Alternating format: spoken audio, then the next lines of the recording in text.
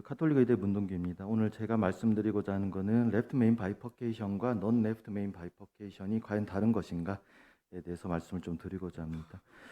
케이스 좀 보여드리면 사실 RCA, CTO 요즘 같으면 그냥 약물 치료하겠지만 옛날에 혈기가 굉장히 넘칠 때 이거 다 PCI를 했는데 이런 것들이 과연 정말 환자의 모탈리티 개선에 도움이 되냐? CTO는 결국 이스케믹 심텀 임프루먼트가 주 목적입니다.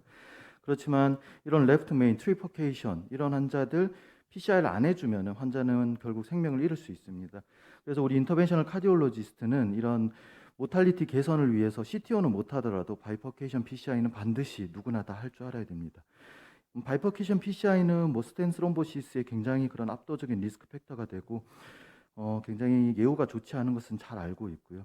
이런 레프트 메인 바이퍼케이션 PCI 열심히 투스텐으로 스텐트를 해줘도 이게 뭐 사이드 브랜치 오스티움에 리스테노시스가 오는 이런 아픈 경험들이 누구나 있으실 겁니다. 하지만은 뭐 코비스 3 데이터를 보면은 뭐 1세대를 썼던 2 데이터보다 확실히 그런 아웃컴이 분명히 좋아지고 있습니다. 그래서 여러 가지 디바이스 특히 스텐트 그리고 뭐 테크닉 이런 것들이 좋아지면서 타겟 레전 페일리어가 7% 미만으로 유지되고 있는 것을 알 수 있습니다.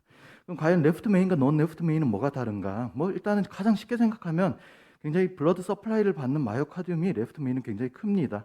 뭐 50% 이상이고요, 당연히. 그래서 충분히 제대로 된 프로시저를 못 해주면은 당장에도 문제가 될 수 있고 롱텀하게도 문제가 될 수 있습니다.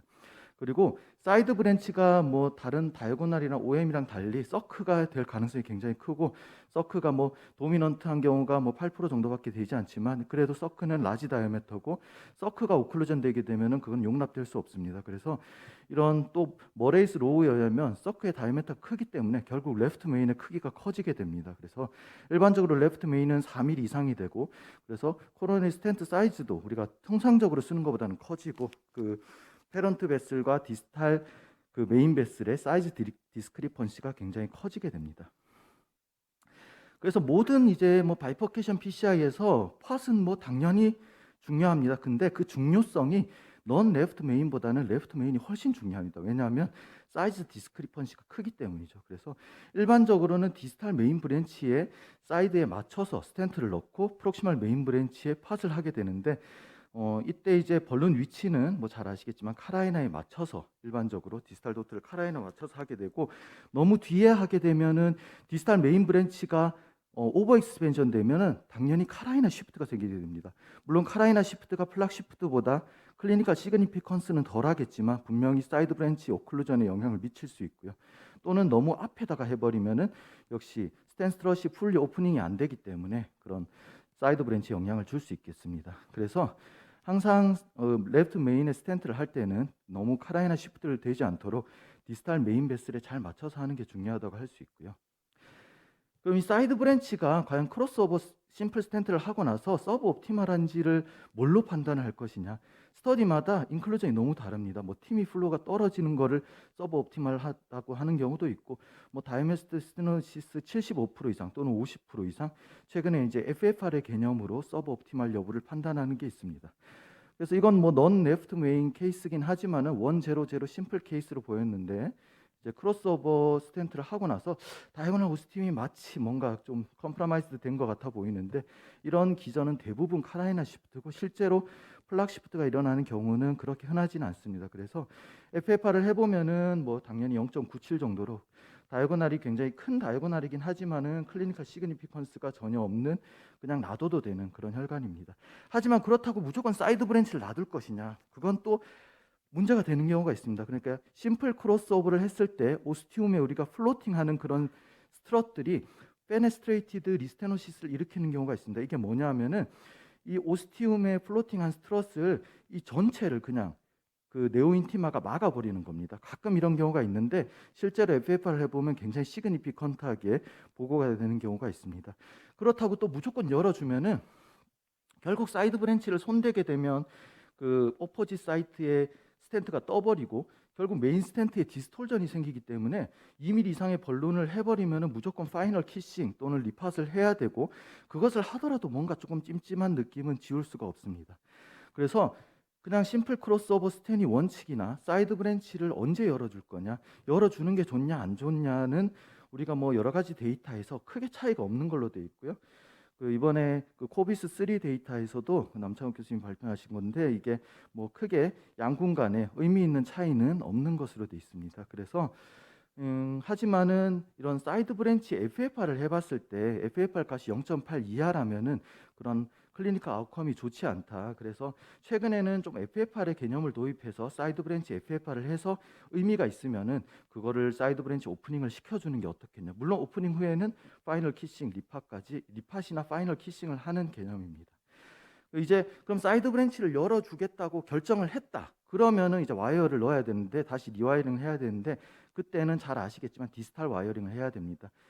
왜냐하면 이제 프록시멀 와이어링을 하게 되면은 이렇게 파이널 키싱 후에 스트럿이 이게 플로팅하는 스트럿이 남아 있게 되고 결국 그런 블러드 플로우에 영향을 좋지 않게 해서 썩 그 사이드 브랜치 오스티움의 리스테노시스를 유발하게 되고요.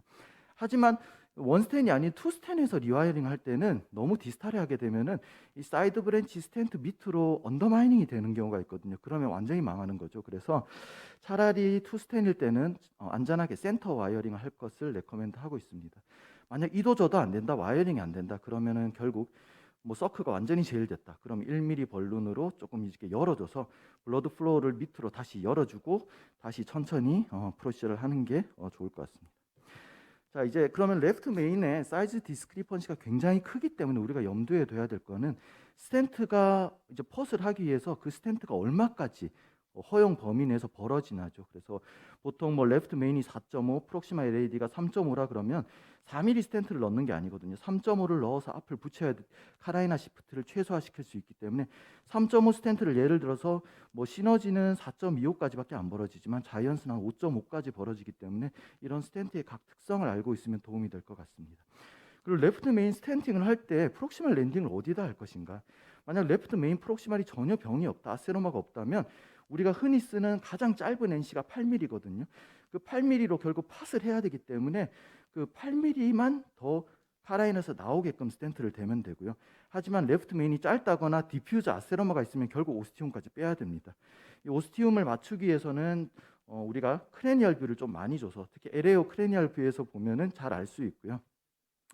이 오스티움이 정확히 일직선으로 잘리는 게 아니기 때문에 보통 스텐트를 여기에다 맞추기 밑에다 맞추게 되면 위에 오스티움을 놓치게 됩니다. 그래서 우리가 LAO 크레니얼 뷰를 보면서 정확하게 양쪽 모두 오스티움을 잘 커버되는지를 확인하고 스텐트 디플로이를 해야 됩니다.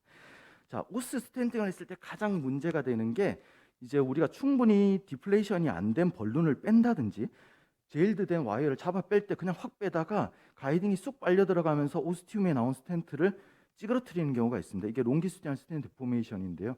굉장히 별로 좋지 않은 예우를 가져오는 경우도 있습니다. 그래서 뭐 제 케이스인데요. 결국 이렇게 가이딩이 너무 들락날락 하다 보면은 이렇게 스텐 부스트로 보면 마치 진하게 두 겹으로 겹쳐져 있는 이렇게 폴딩되어 있는 모습을 볼 수 있습니다. 이게 예전에 사실 보스턴사의 그런 프로무스에서 그 레디얼 스트렝스가 약해서 이런 플래티넘 크로미엄 재질에서 많이 있었던 일이고요. 그래서 국내 데이터에서도 뭐 유의한 차이는 없지만 이런 플래티넘 크로미엄 EES에서 많이 발생했던 것으로 나와 있습니다.